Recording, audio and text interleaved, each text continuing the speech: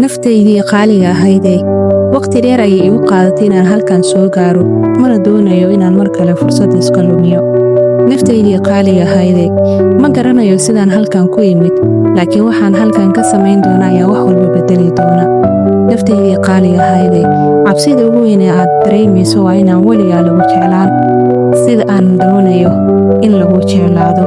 Naftaydii qaaliga ahaydee maxaad iigu cadaadinaysaa inaan qalbiga bogsiiyo haddii aad mar kale u ogolaanayso inuu jabiyo qof aan kuu naxaynin? Naftaydii qaaliga ahaydee qof kaliya kuma dhaawicin 2 jeer, laakiin waxaad xanuunsatay markii ay si isku mid ah kuu dhaawacayn dad badan oo kala duwan.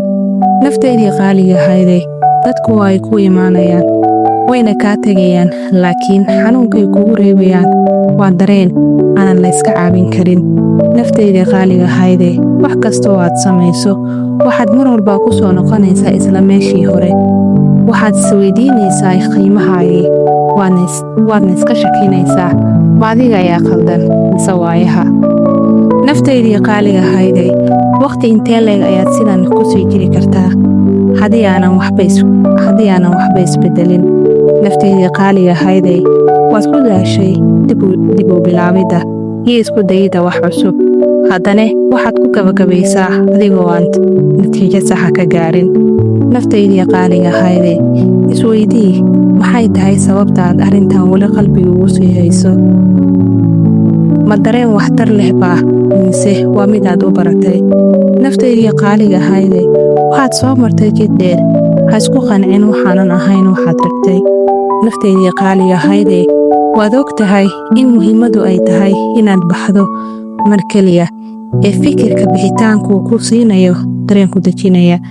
Naftaydii qaaliga ahaydee haddii aad qof si dhab ah u jeceshahay, saaxiibtinimada ayaa ka wanaagsan jacaylka lala soo boodo lagu bixiyey aabbahay soo jabay.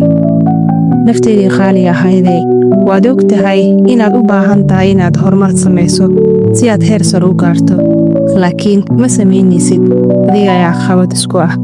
Naftaydii qaaliga ahaydee haddii aad sugto isbeddel, weligaad waxaad ahaan doontaa mid wax sugaysa oo aanan cid u soo socon.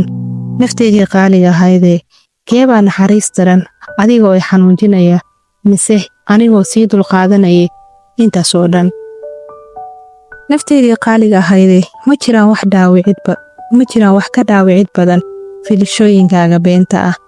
Naftaydii qaaliga ahaydee ma hubo inaan horey u sii socon karo, laakiin ka waran haddii aan qaldanahay?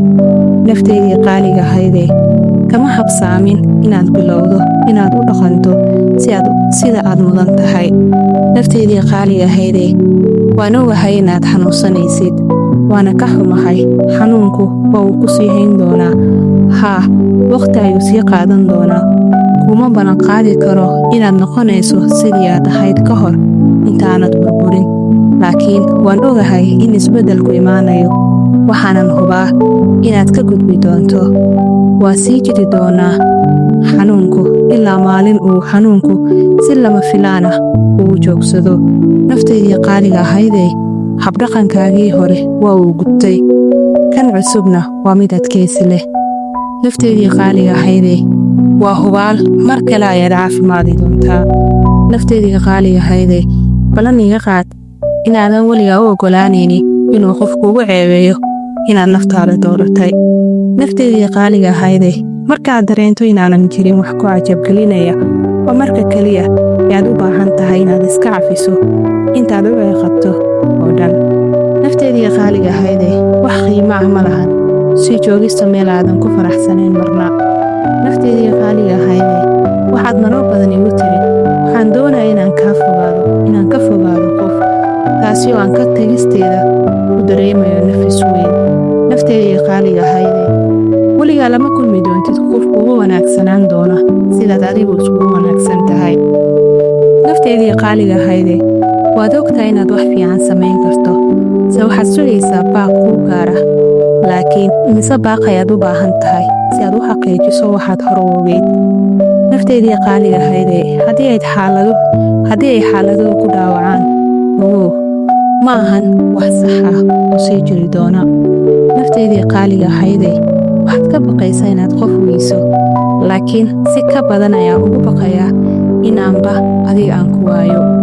Tani ma sii wadi karo. Naftaydii qaaliga ahaydee, mas-uuliyaddaada maaha inaad hagaajiso dadkaaga ku dhaawacay. Naftaydii qaaliga ahaydee, noloshaadu ugu wanaagsan waxaad ku noolaanaysaa markaad samayso waxa aad rabto adigoo aanan raaligelinaynin cidna. Naftaydii qaaliga ahaydee, haddii ay kaa burbureen wax walba, xasuuso inay irid kale furan tahay. Haddii aad ku sugan tahay meel aadan ku faraxsanayn, xasuuso inaad mar walba haysato fursada ugu tagi xigasho buugga naftayda qaali oo uu turjumay Cabdiraxmaan Rafiiq.